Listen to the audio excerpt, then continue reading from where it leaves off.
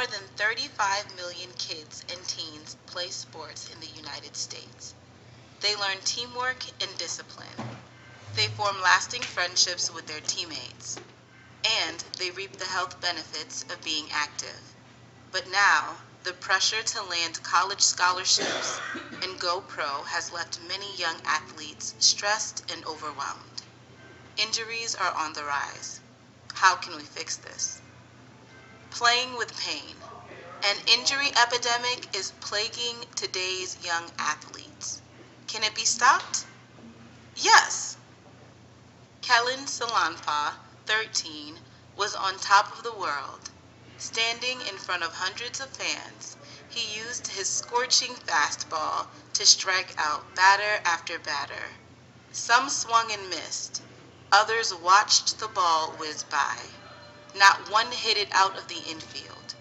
The crowd, understandably, was going wild. Kellen was a superstar. He had tossed more than 120 pitches that day and given up just one hit. There was no time to enjoy the victory, though, or even rest. It was a typical tournament weekend, which meant that a day later, Kellen was back on the field, warming up once again. Kellen played baseball year-round, with 3 or 4 multi-hour practices each week. He even quit basketball so he could have more time to devote to baseball. He hoped to one day play at the college level, and so far, specializing in one sport was paying off. Kellen shook out his stiff arm, a little swollen, but nothing unusual, and grabbed a ball to toss to his friend. That was when everything fell apart. I felt sharp pain, like a knife, on my elbow, says Kellen, now 20. It hurt too much to play. I sat in the dugout for the game, hoping it wasn't a big deal. The sudden pain hadn't come out of nowhere. Years of relentless training had caused an overuse injury, a problem now plaguing teens across the country, in sports ranging from gymnastics to soccer. Under pressure to keep up with their peers, kids are playing harder, practicing more, and narrowing their focus to a single sport. Youth sports are a far cry from the days when kids played mainly for fun, and experts warn that this seismic cultural shift is harming a generation of growing bodies. Kids used to play baseball in spring, basketball in winter, and soccer in fall, which exposed them to a variety of movements, says Michael Bergeron, Executive Director of the National Youth Sports Health and Safety Institute. Now there's a push to specialize early. But if you play a single sport 5 days a week, year-round, you put yourself at great risk. This isn't about having to sit out for a game or cope with a little pain. You could miss an entire season, end your sports career, or even jeopardize your ability to do normal activities like running or jumping. In other words, overuse injuries can do more than affect your game. They can affect your life. Serious consequences. In recent years, overuse injuries have risen, making up half of all sports-related injuries among kids and teens.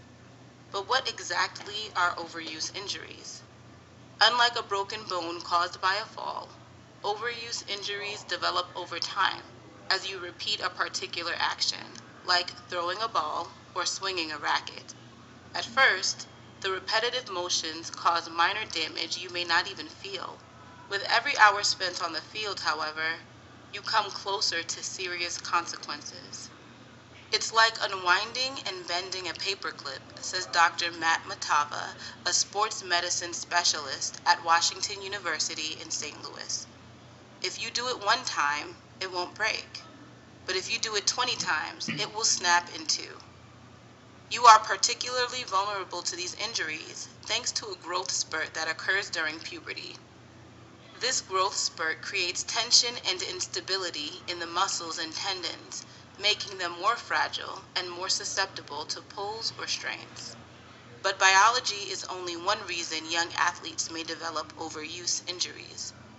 Driven by the success stories of athletes like Michael Phelps, who made the Olympic swim team at 15, and Serena Williams, who picked up her first tennis racket at 4, a multi-billion-dollar industry has emerged, looking to cash in on kids' dreams of going pro, or even just making varsity.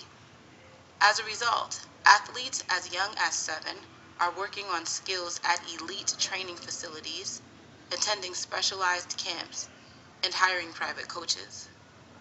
Kids in elementary school are being told by coaches that if they don't play year-round, they won't get a scholarship to college or a professional contract, Matava says. Don't believe it. In fact, he and other experts cite studies showing that you're more likely to have success in most sports at the college level if you diversify while you're growing up. Playing a variety of sports will keep you from burning out and make you a better all-around athlete, says Mark Hyman, author of Until It Hurts, America's Obsession with Youth Sports and How It Harms Our Kids. There's no evidence that kids who specialize in one sport are more likely to go pro or get a scholarship. None. Too much intensity. Kellen was diagnosed with a common baseball injury called little leaguer's elbow. He took almost a year off. When he returned his freshman year of high school, his new coach pushed him hard, and the pain came back. Kellen kept quiet.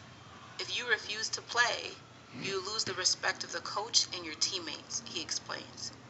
You're supposed to stick it out. Kellen is describing what is known as warrior culture, a widespread mentality in youth sports that encourages athletes to act like soldiers going into battle. Playing through pain is considered heroic, and winning is everything. So every day, teens like Kellen ignore what their bodies are saying. A runner disregards the ache in his ankle because he's close to a school record, or a swim star doesn't mention her throbbing shoulder because she is needed in the championships. These athletes think the pain will go away on its own, but it rarely does. That pain means your body is breaking down, Bergeron warns. At some point, you can't play anymore. Kellen reached that juncture late in the season when his coach called on him to pitch relief 3 days after he had thrown more than 100 pitches. Kellen knew it would kill his arm, but he did it anyway. He paid the price. I had sharp pain on every single throw, he says. That was my breaking point. Long recovery. Kellen had torn his ulnar collateral ligament, one of the bands that hold together the elbow joint. If he was going to play baseball, he would need a procedure called Tommy John surgery. Though it's invasive and requires a long recovery, Kellen thought he'd have the operation, go to rehab, and be back to normal. Now I see how ridiculous that was, he says. After the operation, Kellen approached physical therapy with the same intensity he applied on the field. But he never again had the explosiveness that had made him a star. Still, he kept working until he began feeling pain in his hand. Doctors said he needed another surgery. Kellen was frustrated, but also tired of working so hard for a dream that seemed increasingly out of reach. I had been in pain and under so much stress for such a long time, he says. I started thinking, why am I putting myself through this? Kellen had the second surgery, but it would be 2 years before he could pitch again. The road has been long and difficult. When you do something for so long, it becomes a part of you, he says. Now a sophomore at Solano Community College in California, he is back to the sport he loves, but is careful about how hard he pitches.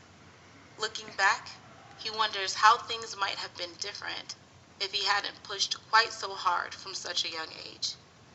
If I hadn't put all of my eggs in one basket, he says, I probably would have had a lot more fun.